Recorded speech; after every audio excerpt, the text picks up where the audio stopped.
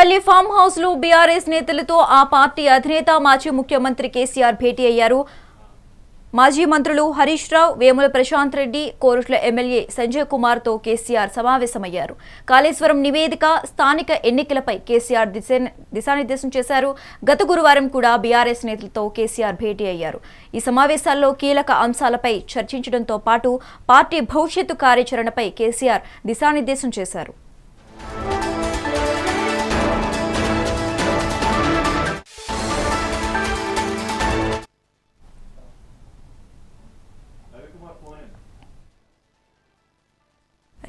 Erravalli farm house లో BRS నేతలతో ఆ పార్టీ అధినేత మాజీ ముఖ్యమంత్రి కేసీఆర్ భేటీ అయ్యారు. అయితే ఈ భేటీకి సంబంధించి మా కరెస్పాండెంట్ రవికుమార్ ఫోన్ ద్వారా అందిస్తారు. రవికుమార్. థాంక్యూ శశిరేఖ. ఏదైతే మన దాదాపు 3 గంటల నుండి ఎర్రవల్లి ఫామ్ హౌస్ లో పార్టీ ముఖ్య నేతలైన ఏదైతే కేటీఆర్, హరీష్ రావు, ప్రశాంత్ రెడ్డితో భేటీ అయినట్టు కేసీఆర్ భేటీ అయినట్టు తెలుస్తుంది. అయితే కాళేశ్వరం విచారణ నేపథ్యంలో మరియు కవిత వ్యవహారంపై గత 3 రోజులుగా ఫామ్ హౌస్ లో సీఎం కేసీఆర్ తో పాటు కేటీఆర్ కూడా అక్కడే ఉన్నట్టు సమాచారం. అయితే ముఖ్యంగా కేసీఆర్ వరుసగా 3 రోజులుగా కాళేశ్వరం కమిషనర్ ఏదైతే కాళేశ్వరం కమిషన్ విచారణ నేపథ్యంలో ముఖ్య నేతలతో భేటీ అవుతున్నట్టు తెలిసింది. అయితే కేసీఆర్ మూలంగానే కాళేశ్వరం నివేదిక జరుగుతున్నట్టు బీఆర్ఎస్ నేత భావిస్తున్నారు. కమిషనర్ ఏదైతే కమిషనర్ పిసి ఘోష్ కూడా 650 పేజీల నివేదికను ప్రభుత్వానికి అందజేశారు. దీనిపై సీఎం రేవంత్ రెడ్డి కూడా కమిటీ ఏర్పాటు చేయడం జరిగింది.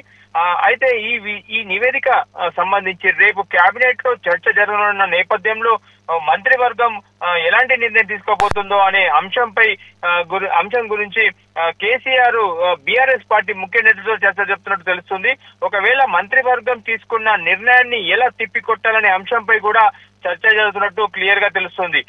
ఏదైతే ఇప్పుడు మన కేసీఆర్ చేపట్టిన కాళేశ్వరం ప్రాజెక్టుపై ప్రజలకు దాని ఫలితంపై వివరించాలని అదే అంశంపై కూడా చర్చ జరిగినట్టు కూడా తెలుస్తుంది.